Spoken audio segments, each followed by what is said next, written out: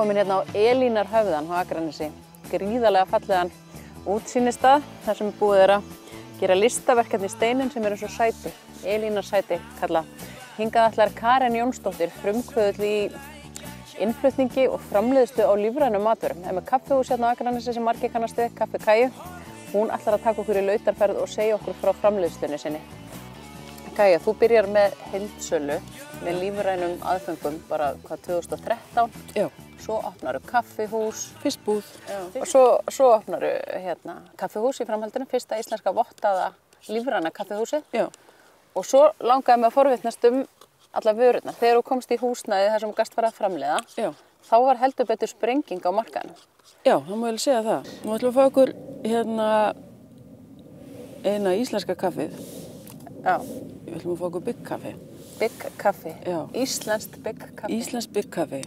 Segðu mér frá því, bara hvaðan er byggið og hvað ertu að gera, hvað gerirðu við þetta og hvað? Já, sko, saga Big kaffsins má eiginlega rekja til seinni heimsstyrjaldarinnar.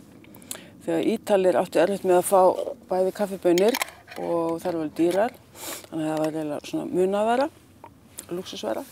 Þannig að þeir tóku upp á því að brenna bygg sem við áttu auðvelt með að fá. Já, rista bygg. Rista byggið og mala það. Og þá fengur þetta fína drykk sem þeir kölluðu bara byggkaffi.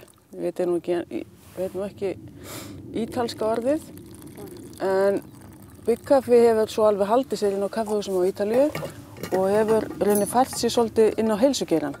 Af því þú færð þessa sama feeling og kaffið er, en það er koffínlaust og byggið er náttúrulega mjög heilsusamlegt. Og hér ertu með íslenskt bygg í hér erum við með lífrænt íslenskt bygg frá Vallanesi sem ég rista í ofninum mínum og mala svo. Góð lykt af þessu. Já, þetta er nefnilega pínu kaffifílingur. Já. Og það eru fleiri vörur, Bygg mjólk, segirðu? Já, Bygg mjólk. Það er þróunarverkefni mitt sem tók mig 2 ár að finna út hvernig að búa til með vinnu, sjálfsögðu. Já. Með annarri vinnu. Það hefur verið svolítið að gera hjá þér. Já, það er búið að vera ágætt að gera. Þannig að Bygg mjólkin er rauninni að þróunarverkefni sem ég fekk styrk frá uppbyggingarsjóðnum til þess að koma þessu á markað. Ég er rauninni bara að finna út framleiðsluferli sem hentaði íslensku markaði. Og það hafðist loksins og Bygg mjólkin er núna búin að vera í sölu í 4 mánuði. Já. Og er svona að byrja að tikka inn. Sumum þykir hún rosalega góð, öðrum þykir hún vond. En er það ekki bara eins og með allt? Með allt, jú. Já. En þetta er einu fyrsta íslenska jurtamjólk.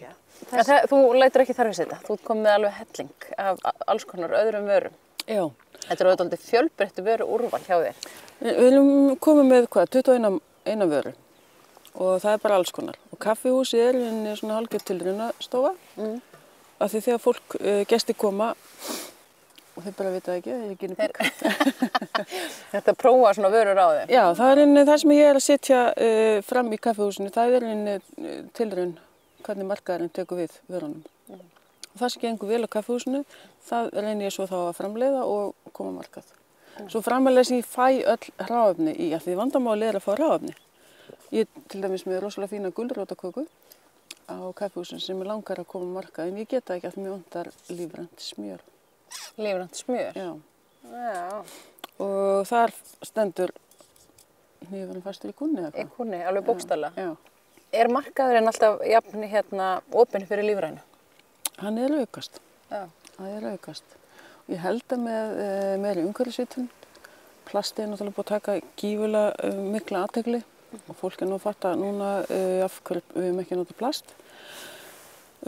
Og fólk, plast, það er hluti af umhverfisvitund, en fólk þyrfti að vera meira meðvitað lífrænt.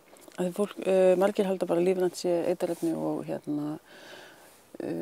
tilbúin áburð, en það er svo miklu meira. Það er einnig það sem er í ræktunni, en þau komin í framleiðsluna sjálfa, að það eru alveg skýra reglur um það hvað þú mátt ekki nota í lífrænni framleiðslu. Og þar erum við að tala sko, það er engin efni eða ónáttúruleg efni í lífrænni framleiðslu. Og það er það sem mér finnst það stórkostlegasta við þetta. Það sé búið að búa til ramma sem er náttúrulegur. En til þess að bara summa þetta saman, þú ert með heildsöluna þetta alveg á fullu og svo ertu með kaffihúsið. Já. þar sem að sko boðstólum, þar getur bæði keyptir svona til að taka með, sem er verslun líka, verslun kaffihús. Já. Og þannig að ég get komið til þín og ég get borðað mig sata á staðanum og svo get ég tekið með mér líka. Já. Það líst rosalega vel á fiskibóluna til dæmis, sem eru svolítið skrýtna fiskibólur. Ég er að heita fiskifræbólur, af því þetta er þorskur, fræ, sólþurrkaðir tómatar og krydd. Og auðvitað líst rosalega vel á það hérna á kaffihúsinu sem rétt, þá getur bara farið og keypt þér. Tekið með mér heim? Já, frosnar. Og saman með falafelið og whatever. Og svo hrákökurnar geggjuðu sem eru bara konfekt, sko. Já. Þar, þú veist, við getum nálgast þetta hjá þér, sko, hérna á Akranesi, Kaffikæju, en þetta er selt víðar, en ekki? Já, þetta er Hagkaupum. Það er misjafnt hvað fæst í hverju búð. Það er fæst í Hagkaupum, Fjarðarkaup, Melabúð, Nettó, Frú Laugu, ég er örugglega að gleyma einhverjum, Fiskkompani Akureyri. Þannig að fólk verður bara að horfa eftir hérna miðanum, eða að koma hérna á Akranes og sækja. Já, koma á Skagann.